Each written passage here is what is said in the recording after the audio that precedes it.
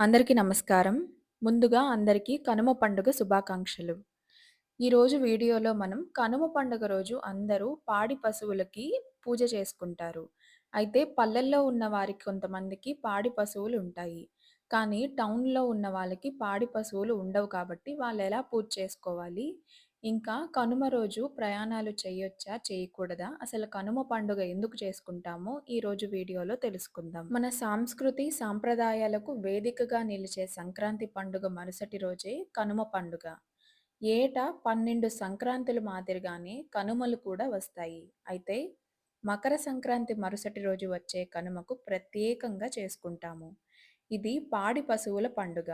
వ్యవసాయ క్షేత్రాల్లో పంటల సాగుకు ఎంతో సహాయపడిన పశువులకు రైతులు కృతజ్ఞత చెప్పుకునే రోజే కనుమ పండుగ. కనుమ పండుగ రోజు ఎద్దులని ప్రత్యేకంగా అలంకారం చేస్తారు. వాటికి మెడలో పూలదండలు వేసి, గంటలు కట్టి, రకరకాలైన ఆభరణాలు తొడిగి, మంచి పొంగలిని వండి ప్రత్యక్ష నైవేద్యంగా ఆ ఎద్దు చేత తినిపిస్తారు. అలాగే మనకి పాడికి కారణమైన ఆవుని ఆ ఆవు ఇంట్లో ఉన్నది కాబట్టే మనం పాలు తాగుతున్నాము. యజ్ఞ యాగాది క్రతువులు కూడా చేయగలుగుతున్నాం కాబట్టి, ఆ ఆవు పాలనే మన పిల్లలకు కూడా ఇచ్చి, వాళ్ళ మేధా వికాసనం జరగడానికి కూడా కారణానికి ఆవులు తోడ్పడుతున్నాయి కాబట్టి, అటువంటి ఆవుని, ఎద్దుని మన కృతజ్ఞత ఆవిష్కరించడం కోసం ప్రత్యేకంగా కనుమ పండుగ రోజు మనం ఆవుకి, ఎద్దుకి పూజలు చేస్తాము. ఒకవేళ పల్లెటూరులో ఉన్న వాళ్ళకైతే పాడి పంట ఉంటాయి కాబట్టి పూజ చేసుకుంటారు. కానీ టౌన్‌లో ఉండే వాళ్ళకి పాడి పశువులు ఉండవు కాబట్టి గోపూజ చేసుకోవడం కష్టమవుతుంది. అలాంటి వారు దగ్గరలో గోశాల ఉంటే గోశాలలో ఆవులకి పూజ చేసుకోండి. లేదు గోశాలకు వెళ్ళడం కష్టం అనుకుంటే ఇస్కాన్ టెంపుల్‌లో ఖచ్చితంగా గోవులుంటాయి. పూజ చేసుకోవచ్చు. ఇంట్లో నుంచి బయటకి వెళ్ళలేని వారు ఇంట్లో చిన్న గోవు విగ్రహం ఉన్నా పూజ చేసుకోండి. లేదా ఫోటో ఉన్నా కానీ పూజ చేసుకోవచ్చు. అలాగే కనుమ పండుగ రోజు ప్రయాణం చేయకూడదు అని అంటారు. దీనికి చాలా కారణాలున్నాయి. అవేంటంటే దేవతలందరూ కనుమ పండుగ రోజు మన ఇంటికి వస్తారు. అందుకే ఆ రోజు ప్రయాణాలు చేయకూడదని మన పురాణాలు చెబుతున్నాయి. అలాగే ఈ రోజున శనికి సంబంధించిన నక్షత్ర ప్రభావం చాలా ఎక్కువగా ఉంటుంది. అందువల్ల ప్రయాణం చేయకూడదు అంటారు. అలాగే పూర్వకాలంలో ఎద్దుల బండ్లనే ప్రయాణానికి వాడేవారు కాబట్టి, కనుమకు, ముక్కనుమ రోజున ఎద్దులకు విశ్రాంతి ఇవ్వాలనే ఉద్దేశంతో ప్రయాణాలని మానేసేవారు. అలాగే ఈరోజు బంధుమిత్రులతో కలిసి క్షేమ సమాచారాలు తెలుసుకునే సంప్రదాయం ఉంది. అందువలన కూడా కనుమ నాడు ప్రయాణం చేయకూడదు అని అంటారు.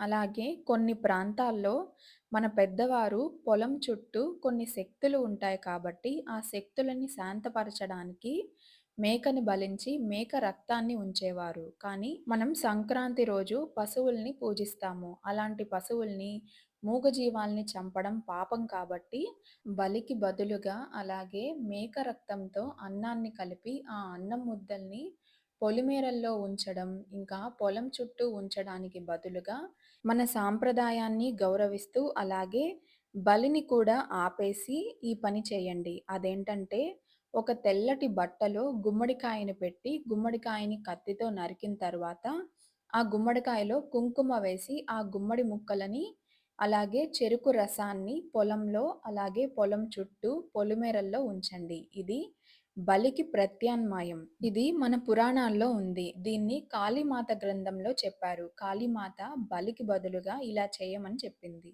ఆ శ్లోకం కూడా మీకు స్క్రీన్ పైన ఉంటుంది చూడండి. దానికి అర్థం ఏంటంటే, బలికి బదులు గుమ్మడికాయ కుంకుమతో కలిపిన అలాగే చెరుకు రసాన్ని ఇస్తే బలికి సమానమని కాళీమాత గ్రంథంలో ఉంది. అలాగే కనుమ రోజు కొంతమంది పెద్దలకు బట్టలు పెట్టుకుంటారు.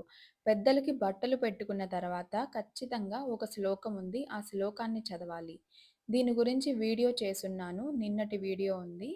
దాని లింక్ కింద డిస్క్రిప్షన్‌లో ఇస్తాను చూడండి. కాబట్టి అందరూ కుటుంబ సమేతంగా కనుమ పండుగని జరుపుకోవాలని కోరుకుంటూ వీడియో నచ్చితే లైక్ చేసి షేర్ చేయండి.